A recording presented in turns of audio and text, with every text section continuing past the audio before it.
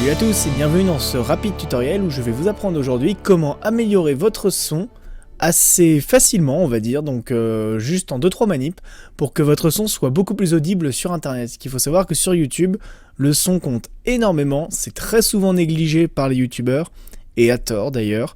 Donc je vais vous apprendre aujourd'hui comment réussir à rendre votre son plus audible pour que votre public n'ait pas à tendre l'oreille pour entendre ce que vous dites. Alors pour ce faire, j'ai une petite vidéo ici, donc qui est une vidéo test que j'ai fait du micro que j'utilise actuellement. Voilà. Et je vais donc la déplacer dans une nouvelle composition.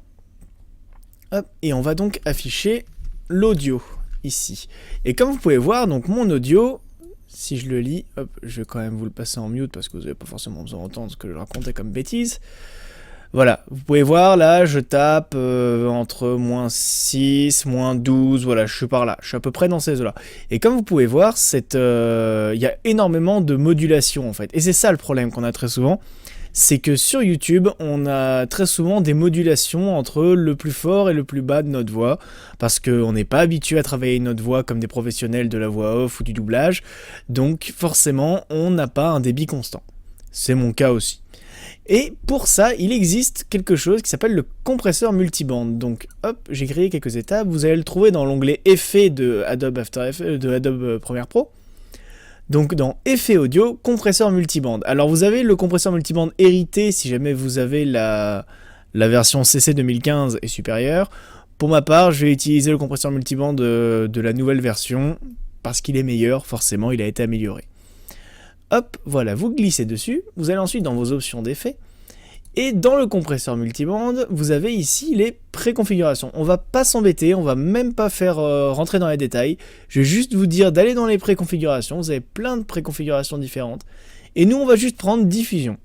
Alors on peut prendre aussi diffusion internet, mais diffusion internet retire un petit peu de basse dans la voix, et pour ma part je préfère diffusion, je trouve ça mieux. Hop, voilà, et ensuite vous allez voir... Dès que l'effet se sera appliqué,